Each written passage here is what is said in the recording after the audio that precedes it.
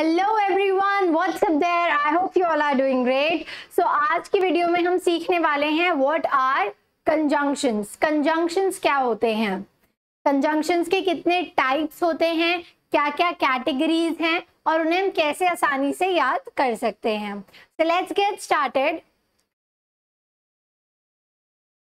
सो conjunctions, conjunctions का मतलब होता है लिंकिंग वर्ड्स। ठीक है, हमें एक लॉन्ग पैराग्राफ फ्रेम करना है, वो हम किसकी हेल्प से कर सकते हैं? ये काम सिर्फ और सिर्फ कौन करता है? कंजंक्शंस। अगर आपको कोई लॉन्ग पैराग्राफ फ्रेम करना है, सेंटेंसेस आपस में लिंक करने हैं, जोड़ने हैं, ज्वाइन करने हैं, तो ये काम कौन करता है? कंजंक्शंस। ठीक है, सो कंजंक्शंस को हम क्या बोलते हैं? Conjunctions are known as linking words, जो सेंटेंसेस को या वर्ड्स को लिंक करता है, जोड़ता है। ठीक है, so a word which is used to join, a word which is used to join words, phrases और क्लॉजेस इन अ सेंटेंस। अलग अलग तरीके के फ्रेजेस को, क्लॉजेस को या डिफरेंट डिफरेंट वर्ड्स को कौन जोड़ता है? कंजंक्शन। ठीक है, example, Raj and Veeru are friends. ठीक है, सो यहां पर कंजंक्शन क्या हुआ? एंड। अब इसमें क्या ज्वाइन किया है? राज एक वर्ड है, वीरू एक वर्ड है। इन दोनों वर्ड्स को हमने ज्वाइन किसकी हेल्प से किया है? कंजंक्शन की हेल्प से। ठीक है, और वो कंजंक्शन क्या है यहां पर? एंड। फाइन, अब बात करते हैं कौन कौन से कंजंक्शंस होते हैं, क्या क्या अलग तरीके के कंजंक्शंस होते हैं। सो ऑल्दो, एंड, और, बट, बिकॉज, एज इफ। अब जरूरी नहीं है कि जो कंजंक्शन है वो एक ही वर्ड हो, जैसे एंड और ये एक भी हो सकते हैं और एक से ज्यादा भी, जैसे एज इफ, ईदर और, neither nor, whether or, not only but also, right? तो ये पेयर्स में भी हो सकते हैं, दो भी हो सकते हैं और एक अकेला वर्ड भी हो सकता है। ठीक है, एटसेट्रा। और भी बहुत सारे कंजंक्शंस होते हैं जो आगे हम वीडियो में देखेंगे। I will be reading और I'll be writing। अब ये चीज बहुत ध्यान से समझने वाली है, इसमें हमने कंजंक्शन की हेल्प से दो क्लॉजेस को जोड़ा है, I will be reading और I will be writing। ठीक है, और की हेल्प से हमने क्या किया है? यहाँ पर इस वाले क्लॉज को और इस वाले क्लॉज को ज्वाइन कर दिया है। ठीक है, I will be reading और I'll be writing। ठीक है, तो यहाँ पर कंजंक्शन क्या है? और। I love cooking and singing। तो यहाँ पर भी हमने क्या किया है? एंड कंजंक्शन का यूज किया है दो अलग सेंटेंसेस को ज्वाइन करने के लिए। I love cooking and I love singing। ये दो अलग सेंटेंसेस हैं, इन सेंटेंस को हमने एक साथ जोड़ा है with the help of conjunction. I will either eat pizza और sandwich। तो यहाँ पर eat is the word। I will either eat pizza or sandwich, right? तो अब मैंने अभी आपको बताया था, जरूरी नहीं है कंजंक्शन एक ही वर्ड हो, एक से ज्यादा वर्ड भी हो सकते हैं, जैसे either और, बट ये पेयर्स में यूज किए जाते हैं। ठीक है, जो कि अभी हम वीडियो में देखेंगे। Fine, I will either eat pizza or sandwich। तो इसमें भी हमने क्या किया है? दो सेंटेंसेस को ज्वाइन करने के लिए हमने कंजंक्शन का यूज किया है। अब आगे बढ़ते हैं और देखते हैं काइंड्स ऑफ कंजंक्शंस। कितने अलग अलग तरीके के टाइप्स होते हैं। ठीक है, डिफरेंट टाइप्स ऑफ कंजंक्शंस, ये कितने तरीके के होते हैं? सो बेसिकली 3 कंजंक्शंस हमारे पास होते हैं। First one is correlating conjunctions, correlating conjunctions. Second क्या है? Subordinating conjunctions. Third is correlative conjunctions. Fine, तो ये 3 टाइप्स होते हैं कंजंक्शंस के। अब हम इन्हें 1 बाय 1 देखेंगे कि कौन सा टाइप क्या समझाता है। कोऑर्डिनेटिंग कंजंक्शंस, तो बेसिकली कोऑर्डिनेट करना, ठीक है। कोऑर्डिनेटिंग मतलब एक सेंटेंस को दूसरे सेंटेंस के साथ कोऑर्डिनेट करना, फाइन। सो अब इनमें क्या है, ये बिल्कुल सिंपल जो कंजंक्शंस है वही कोऑर्डिनेटिंग कंजंक्शंस होते हैं। ध्यान से देखिए, इसका काम क्या होता है, कनेक्ट्स टू वर्ड्स, फ्रेजेस और क्लॉजेस। सेम जो कंजंक्शन का काम है वही काम कौन करता है, coordinating conjunctions, fine. Always used in between the words, phrases और clauses they join। हमेशा आपको ये बात ध्यान रखनी है, स्पेशली coordinating conjunctions में। coordinating conjunctions में हमेशा जो conjunction है वो बीच में यूज किए जाएंगे, fine. At the very starting इन्हें यूज नहीं करना है। जब आप अपना सेंटेंस कोई ज्वाइन कर रहे हैं या कोई फ्रेज या कोई क्लॉज ज्वाइन कर रहे हो तो आपको कोऑर्डिनेटिंग कंजंक्शन स्टार्टिंग में यूज नहीं करने हैं, in between of the sentence use करना है, ठीक है। तो ये पॉइंट बहुत इंपॉर्टेंट है, इसे आप ध्यान रख सकते हो। नाउ अब कोऑर्डिनेटिंग कंजंक्शंस कुछ स्पेसिफाइड कंजंक्शंस का ग्रुप है ना।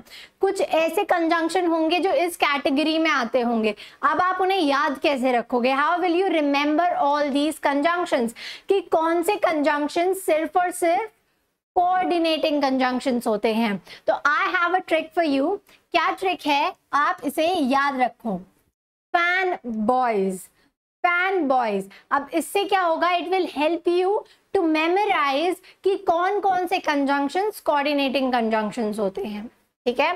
सो F for A for and, N for nor, B for but. B for but है, बिकॉज नहीं, because is not a coordinating conjunction, because coordinating conjunction नहीं होता। सो यहाँ पर जो बी है that is for but. O for or, Y for yet and S for so। तो ये क्या है, कोऑर्डिनेटिंग कंजंक्शन। सिर्फ इतने ही होते हैं कोऑर्डिनेटिंग कंजंक्शंस, ठीक है। तो ये ट्रिक है छोटी सी जिसकी हेल्प से आप याद रख सकते हो कि कौन से कंजंक्शंस होते हैं कोऑर्डिनेटिंग। अब फॉर एग्जाम्पल, अब हम एग्जाम्पल देखते हैं कि क्या क्या एग्जाम्पल्स हैं। Walk fast or you will miss the train। Walk fast or you will miss the train। अब मैंने आपको बताया था कि they will be used in between, ठीक है। कोई भी क्लॉज, कोई भी वर्ड, कोई भी सेंटेंस आप जोड़ोगे ये हमेशा उनके बीच में यूज होगा, राइट। तो आप देख सकते हो यहाँ पर हमने सारे in the middle of the sentence use किए हैं, ठीक है। Walk fast or you will miss the train। जल्दी चलो वरना तुम ट्रेन मिस कर दोगे, राइट। तो हमने यहाँ पर और का यूज किया है जो कि एक कोऑर्डिनेटिंग कंजंक्शन होता है। He is rich yet he is not contented। Fine, तो अब यहाँ पर हमने कौन सा कंजंक्शन यूज किया है, yet। अभी मैंने आपको बताया था कोऑर्डिनेटिंग कंजंक्शन फैन बॉयज जिसमें जो y है दैट इज फॉर yet। तो yet क्या है, एक कोऑर्डिनेटिंग कंजंक्शन है, ठीक है। The sun rose and the fog disappeared। तो अब ये क्या है, अगेन एक coordinating conjunction. and I was hungry so I ate the orange। मुझे भूख लग रही थी तो मैंने एक ऑरेंज खा लिया, राइट। तो अब आपको ध्यान क्या रखना है, अगेन ये क्या है, हमने क्लॉज को जोड़ा है। आई वॉज हंग्री एक क्लॉज है and I at the orange ये क्या है, एक क्लॉज है। अब हमने इसे ज्वाइन किया है विद द कंजंक्शन सो, ठीक है। अब नेक्स्ट क्या आते हैं, नेक्स्ट आर सबऑर्डिनेटिंग कंजंक्शंस, ठीक है। मतलब किसी की जगह पर यूज किए गए, सबऑर्डिनेट, राइट। नाम से ही हमें क्या समझ में आता है कि उसकी जगह पर, सबऑर्डिनेट, राइट, कि उसके नीचे जो काम करता है बेसिकली, राइट। सो सबऑर्डिनेटिंग कंजंक्शंस क्या होते हैं, मेन काम है सेंटेंस को जोड़ना, राइट। सो कंजंक्शन है, ज्वाइनिंग का प्रोसीजर तो चलता रहेगा, बट क्या इनमें छोटे छोटे से डिफरेंसेस हैं। सो सबऑर्डिनेटिंग कंजंक्शंस में क्या होता है, it joins a subordinate clause to a main clause.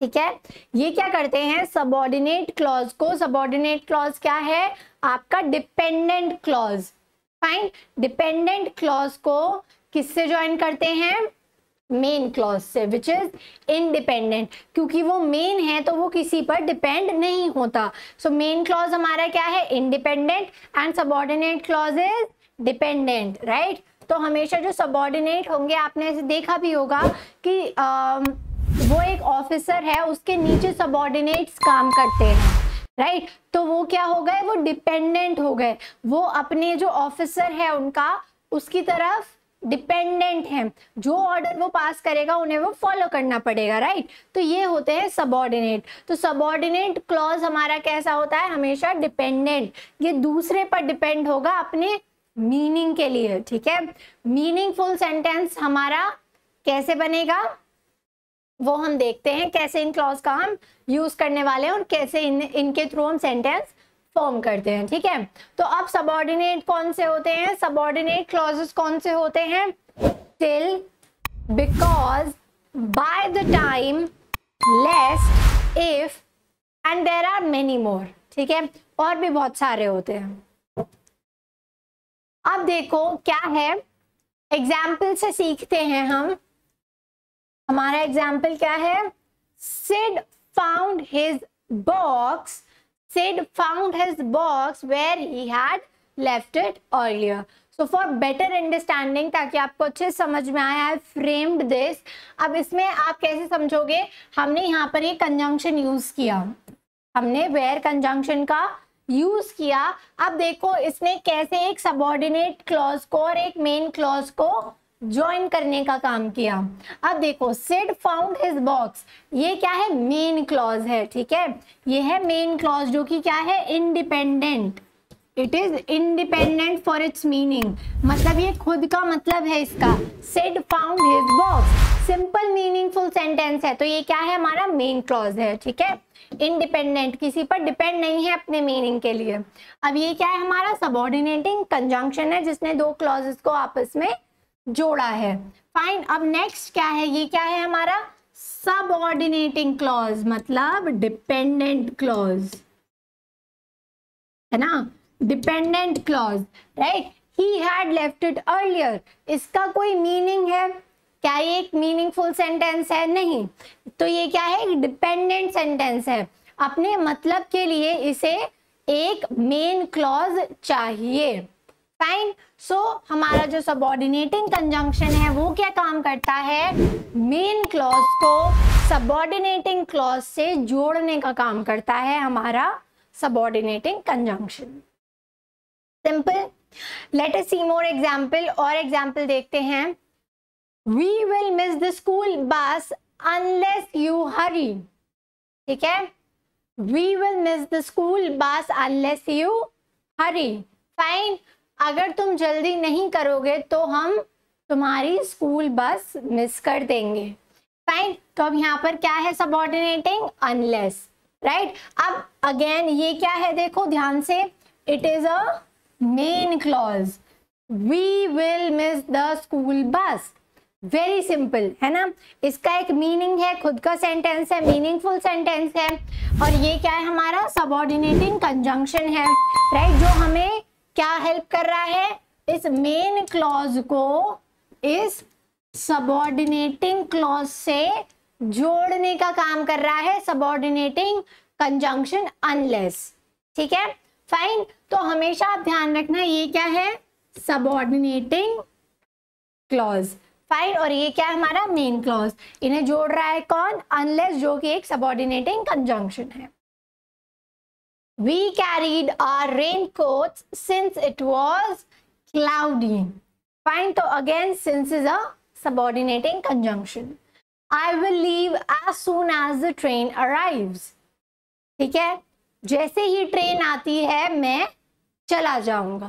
Fine, तो ये क्या है, अगेन यहाँ पर कौन सा कंजंक्शन यूज हुआ है, subordinating conjunction, as soon as।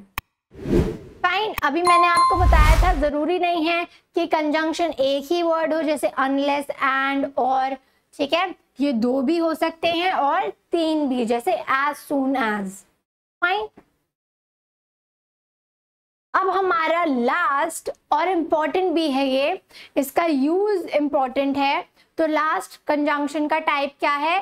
Correlative conjunction.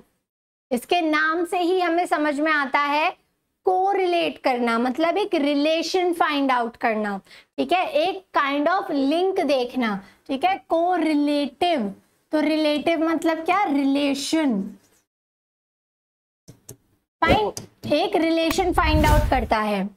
joins words, phrases और clauses and it is used in pairs। अब बहुत ध्यान से, ये स्पेशल क्यों है? क्योंकि ये पेयर्स में यूज किया जाता है, ठीक है। रिलेशन अब आप कैसे याद रख सकते हो? आप याद रख सकते हो कि कोरिलेटिव, कोरिलेटिव, अब रिलेटिव से रिलेशन, और रिलेशन हमेशा 2 चीजों के बीच में होता है, राइट? भाई बहन, हस्बैंड वाइफ, ठीक है। तो ये क्या है? 2 लोगों के बीच में रिलेशन होता है। तो ऐसे आप याद रख सकते हो कि कोरिलेटिव में जो कंजंक्शंस हैं वो पेयर्स में यूज किए जाते हैं, ठीक है। So they are used in pairs.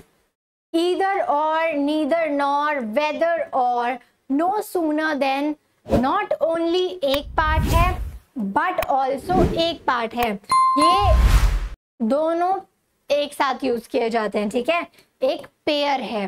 Fine. Now अब एग्जाम्पल से आपको और क्लियर होगा। he will come either on Monday or Tuesday। he'll come either on Monday or Tuesday. तो इनका ये जो स्ट्रक्चर है वो आप ध्यान रखना कि ये किस तरीके से यूज किए जाते हैं। Fine. She neither wept nor cried। तो अगेन यहां पर हमने क्या यूज किया है? कोरिलेटिव।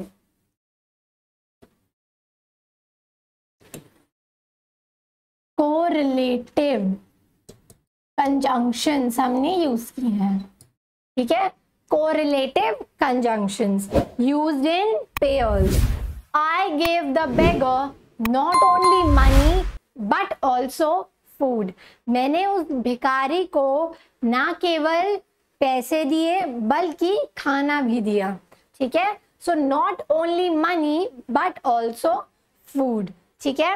क्लियर हुआ? तो इस तरीके से आपको ये यूज करने हैं, ऐसे ये पेयर्स में यूज किए जाते हैं। I hope this was an informative video for all of you. If you like the video, don't forget to like, share and subscribe. Thank you so much.